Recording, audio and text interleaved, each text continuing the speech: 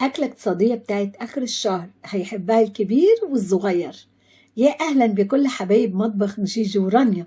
النهاردة هنعمل مع بعض أكلة اقتصادية وتجنن، أكلة آخر الشهر، مع إنها مش مكلفة خالص لكن مغذية جدا لكل أسرتك. هتحبها بشكل مذهل. بس أتمنى فضلا من حضراتكم اللي لسه ما اشتركش في القناة يشترك ويفعل زر الجرس علشان يوصل لكم كل وصفاتنا الجديدة وكمان تشجعونا. يلا بينا نبتدي.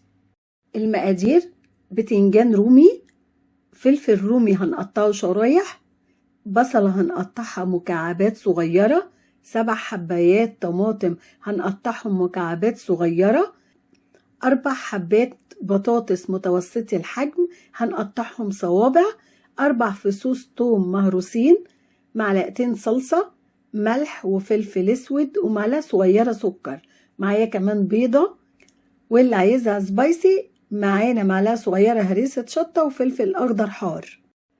الطريقة: هقشر البتنجان الرومي، بعد ما أقشرها أقطعه صوابع، هجيب طاسة على النار أحط فيها زيت، أول ما يسخن هنزل بالبطاطس وأحمرها، يدوب تاخد لون ذهبي معايا هطلعها في طبق. في نفس الطاسة هنزل بصوابع البتنجان وأحمرها، وبعد ما أخلصها كلها في التحمير أطلعها في طبق. أجيب طاسة تانية هحطها على النار وهحط فيها 3 معالق زيت، أول ما يسخنوا هنزل بالبصل يدوب هيتشوحوا، بعد كده هنزل بشرايح الفلفل الرومي والفلفل الأخضر الحار اللي قطعته مكعبات، هنزل كمان ب4 فصوص توم مهروسين، هقلبهم مع بعض دقيقتين كده، كل ده على نار هادية. بعد كده أحط 7 حبات الطماطم اللي قطعناهم مكعبات صغيرة، ومعلقتين الصلصة، ومعلقة صغيرة هريسة شطة، وملح وفلفل اسود، ونص معلقة صغيرة سكر. هقلب كل ده على بعضيه واغطيهم واسيبهم يستووا على نار هادية. بعد ما تتسبك هنزل بصوابع البتنجان المقلية وكمان البطاطس اللي كنت قليها واقلبهم مع بعض، هغطيهم وهسيبهم على نار هادية 3 دقايق لان كل حاجة مستوية. لغاية كده الأكلة جاهزة، لغاية كده الأكلة جاهزة لحبايبي الصايمين، وكل سنة والجميع بخير ومحبة وسلام.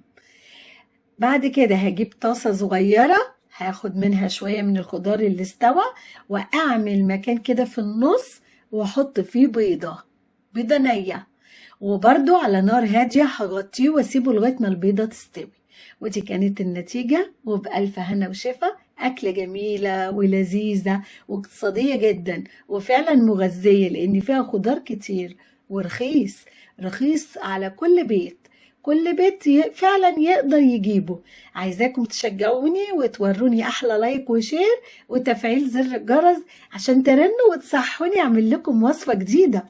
وما تنسوناش اللي لسه ما اشتركش في القناة يشترك عشان نجيب لكم أحلى تورتة هدية مني ليكم، بتكلم جد. وكل سنة والعالم كله طيب وسلام. أشوفكم على كل خير. باي باي.